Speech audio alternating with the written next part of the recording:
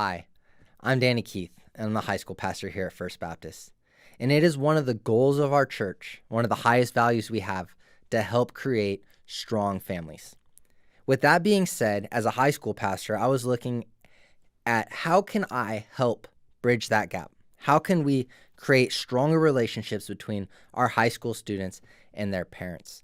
And this may not be indicative of your family, but for me growing up, as I looked back at one of the things that could have been so impactful in my life that didn't necessarily get to happen was having a Bible study with my parents. I never really remember being in high school and sitting down with and having actual opening the Bible, and this is what this passage means, or this is how this applies to my life from my actual parents. And so with that being said, I thought that would be such a great thing for us to be able to do. Maybe you already do that, and if you do, great, and continue to do so. And if you don't do that already, and maybe you don't feel like you're equipped to do that, or maybe you don't feel like you have the tools that it takes to, that's what we're trying to provide here, is a way to bridge that gap and to help you to have those biblical conversations with your children. And so with that being said, we're going to have this 3-part mini-series.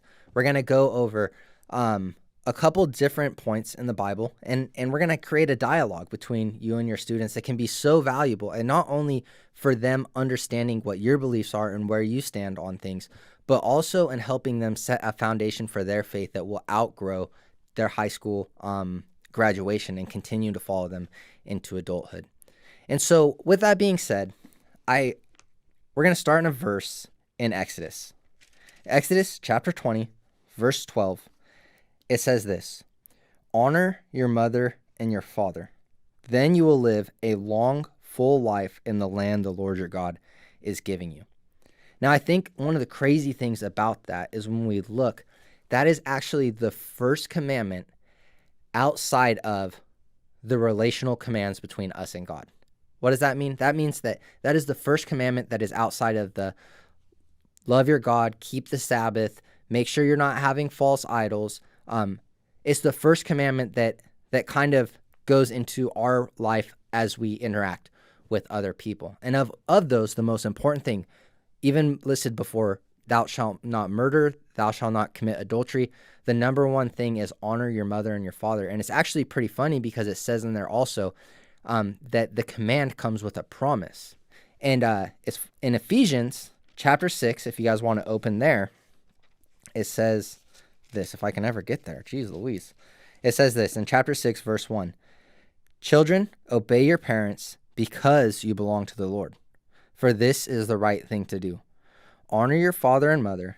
This is the first commandment with a promise. If you honor your father and mother, things will go well for you, and you will have a long life on the earth." So this commandment is actually linked with kind of, to an extent, the amount of which we can prosper and how fulfilling our lives are. And it's really telling because for me, my major is psychology. And so I like to look at situations and watch things. And when I look at my friends and when I look at family members, there's a big kind of distinction. There's a big divide between those who honor their parents and seek after their well-being and those who despise their parents and have anger towards them, and it causes roots of bitterness in their life. And I think it's really important that we look at this, and it doesn't say honor your mother and father when you feel like they deserve to be honored, and then don't honor them when you feel like you don't need to, because the reality is, and I'm sure for the parents in the room right now, you guys probably saw things that your parents did that maybe you didn't feel like you needed to honor them in as well. And for the students in the room, someday, if you're blessed enough to become a parent, you're probably going to do things that are unhonorable for your kids as well. And the important thing is that we honor them regardless. See, I have friends, family, colleagues, people whose parents have done horrific things to them, who have done things to interfere with their safety, that have done things to really put them back in life and hurt them and damage them.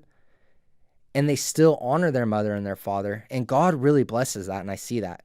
And I also have friends, family members, and colleagues who have this anger and this root of bitterness towards their parents that is undeserved. And their lives, even though they had a much better situation growing up, they had much better things in their life, they aren't prospering their way in their own soul because those things are holding them back. I think it's funny. There's in Genesis, that was bad. In Genesis, chapter 9, verse 20, we see Noah, right? And I want to preface this with this. Noah was the only person, the only family on earth that when God flooded the earth, he said, this family is worth saving. So Noah is the golden boy, right? He's supposedly as good as it gets on the earth at this time. And it says, after the flood, Noah began to cultivate the ground and planted a vineyard. One day he drank some wine that he had made and became drunk and lay naked in his tent. Ham, the father of Canaan, saw his father naked and went outside and told his brothers. Then Shem and Jephthah took a robe, held it over their shoulders, backed into the tent, and covered their father. As they did this, they looked the other way so they would not see him naked. Now you see the divide between the two sibling sets here, or between the sibling set. You have the first son that comes in. He sees his father naked. And most philosophers, most people who look at the text in this, say this is more than just a storytelling of he was just laying there naked. No, he probably had done something to defile himself, and he was laying there in a nasty nakedness, not just a normal, like, I'm sleeping naked kind of thing. And he comes in and he sees this, and the first thing that he does is goes out of the tent and tries to shame his father by telling his brothers, oh, look at our dad. Look how horrible and disgusting of a person he is. You need to come see this. Let's laugh at him. Let's catch him in his sin. Let's make him feel bad about it. But what do the other two brothers do? They don't join in the mockery. They don't join in the putting shame on their father. They go and they cover him. And this is a beautiful view of how we should be in our families, right? Noah did a lot of things right. He did a lot of things for his kids. And instead of using the opportunities in which he messed up and his kids shaming him, they covered him and looked after him. With that being said, it's really important that no matter what we do, that we look to honor our father and mother in times where they deserve to be honored, and in times sometimes when they don't deserve to be honored as well. And this is because of our relationship with God, not because of anything that they do to quote unquote deserve to be honored, but because God told us to do so. And with that being said, we're going to kind of end on these questions that I want you guys to talk about in your families. And so the first question is going to be for the students. So I want the students to answer this out loud to their parents. And it says this: in what ways do you feel like you could do a better job at honoring your mother and your father? Like, take a real inventory. Look at your life and say, what are some things that maybe I could do better at honoring my mother and father? Whether it's taking out the trash the first time they ask you to, whether it's making sure that when you're at school, you're not saying, oh, my mom and dad are so oppressive. And they like put food on the table. They care for you. They love you. They look after you. So in what ways could you do a better job at honoring your mother and your father? The next question is for the parents. And it says this: in what ways do you feel that your child can do a better job at honoring you? See, it's funny, the love language test. There's people who give gifts and there's people who love quality time.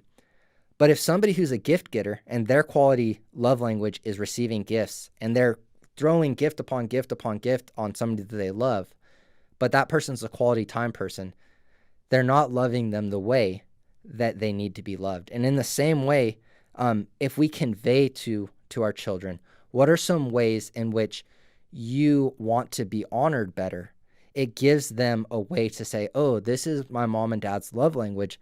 Let me honor them in that as well. And then I want to end off on a positive note, something to kind of bring everything back together. And that is, in what ways am I doing a good job at honoring my mother and father? So in what ways do you as a student feel that you're honoring your mother and father? And then vice versa, in what ways are your children doing a good job at honoring you as the mother and father? And so have that conversation, talk these over, go as deep as you feel comfortable going. And then I want to end on a time of prayer. I want us to really ask each other, what are some real things that are going on in each other's lives right now?